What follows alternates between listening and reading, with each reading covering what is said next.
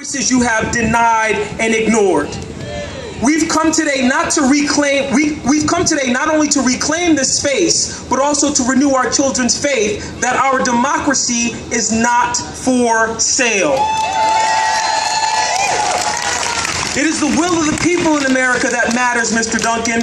I know that you can read our t-shirts and our signage, but the United States Constitution is also our calling card, the preamble of which boldly declares that we, the people, are the ones who determine the path of our government. For you may call us rabble-rousers or stats, teachers, parents, or bats, but let me be clear, we are also the people.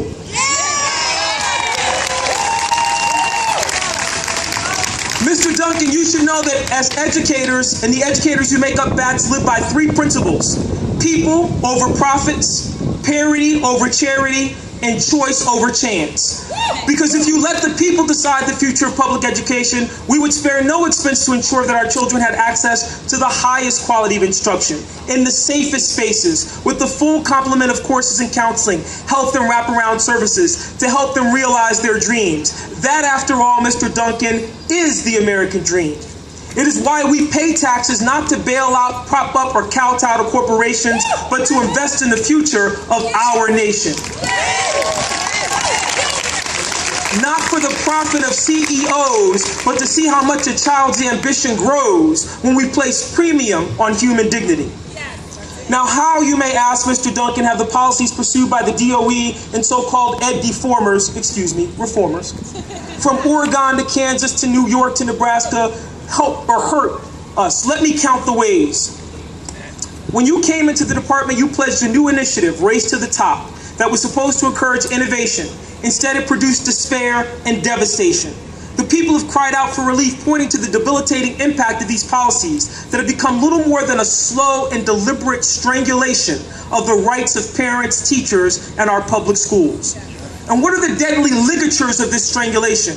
Mr. Duncan, you've pushed Common Core and high stakes testing in education, telling us that our students lag behind the rest of the world on every measure of success. But our children turn on the television and see a world awash in violence, where a fundamental misunderstanding of history, language, and culture, coupled with technology run amok, in the immortal words of the Reverend Dr. Martin Luther King, has produced guided missiles and misguided men.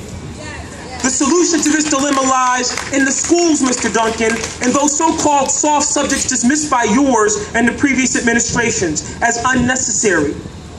We want our children, Mr. Duncan, to live and grow and contribute to a world where people do not live in fear of violence, misdirected, but rights protected. We want our students reared on a model of profitable human compassion that can restore our crumbling cities and revive our economy in a way that privileges and protects families, not destroys them. In other words, Mr. Duncan, we just don't want our children to lead the world. We want them to heal it with the leadership of empathy, not arrogance.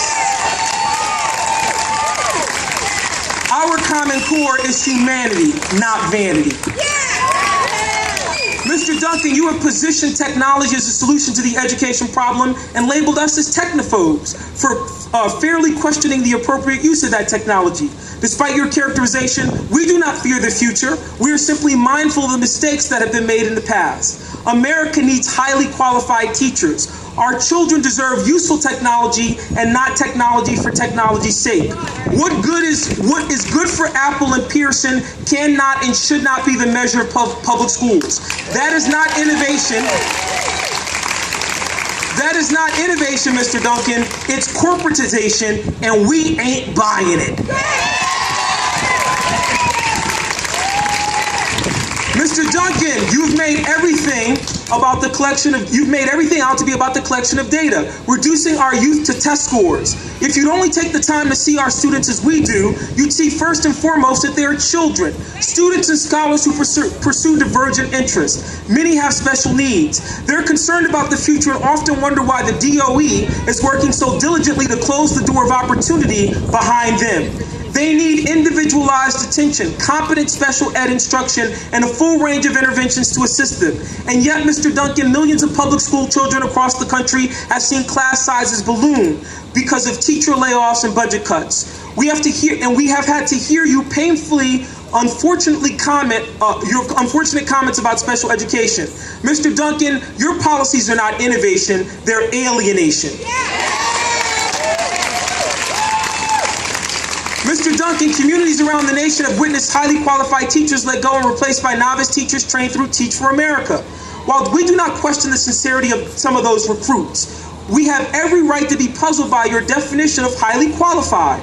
While you and other so-called ed reformers have touted the benefits of placing largely unprepared TFA faculty in front of our children, presenting them as the vanguard of a new model of vigorous instruction, we have witnessed the catastrophic impact this has had on children and the novice teachers themselves. Mr. Duncan, that's not innovation, it's falsification.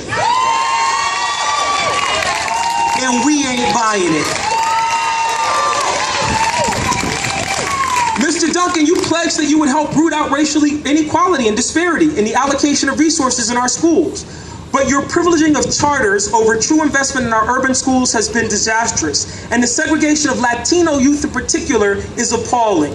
For many of us who labor in schools impacted by the maintenance of a two-tiered system of education that mirrors the two Americas, separate and unequal, identified by the 1967 Kerner Commission, we struggle to reconcile our reality with your rhetoric.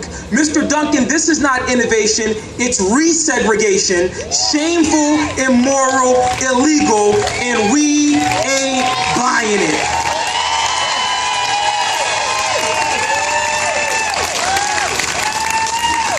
Mr. Duncan, federal aid to states for education has dropped precipitously, creating a very real crisis in our public schools. In Philadelphia, Mr. Duncan, in 2 incidents in less than 8 months apart, 2 students, a 12-year-old girl and a 7-year-old boy, died of asthma attacks in schools where nurses' hours have been slashed as part of budget cuts.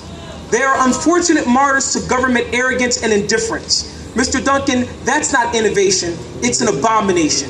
Is life so cheap? We ain't buying it.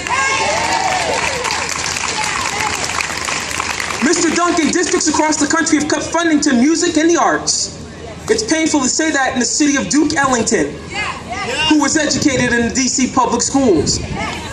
And you have diverted time away from music and art instruction to meet your STEM and testing mandates. But we will not be silent. We will not rest until you restore fully music and the arts to our curriculum.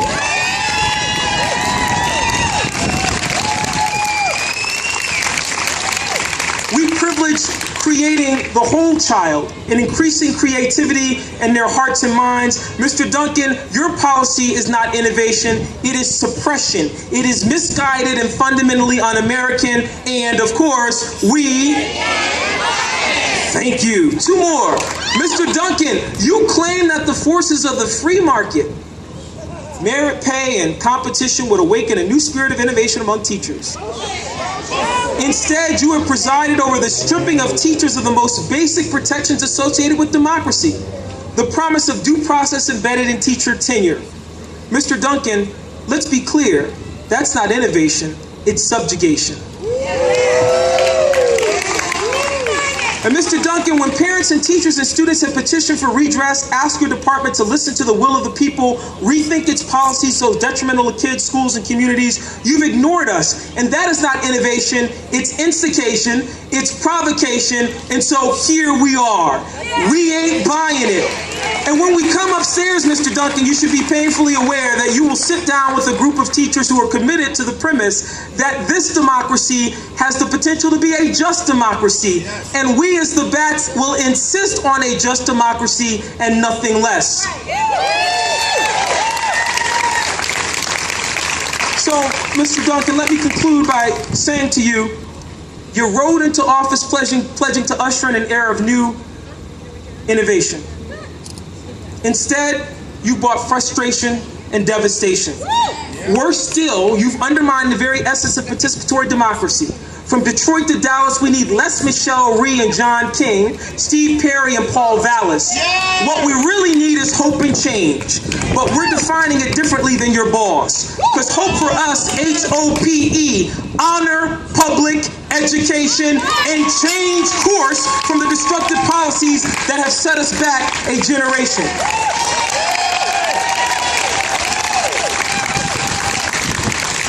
Mr. Mr. Duncan, Sam Walton, Eli Board, the Koch brothers, and Bill Gates are not the representatives of the American people. They do not own American democracy. We refuse to have our children's futures bought and sold like stocks on Wall Street to the highest bidder. We come here in the property of the people to let you know, as the day is warm, when we think you wrong, bats gon' swarm.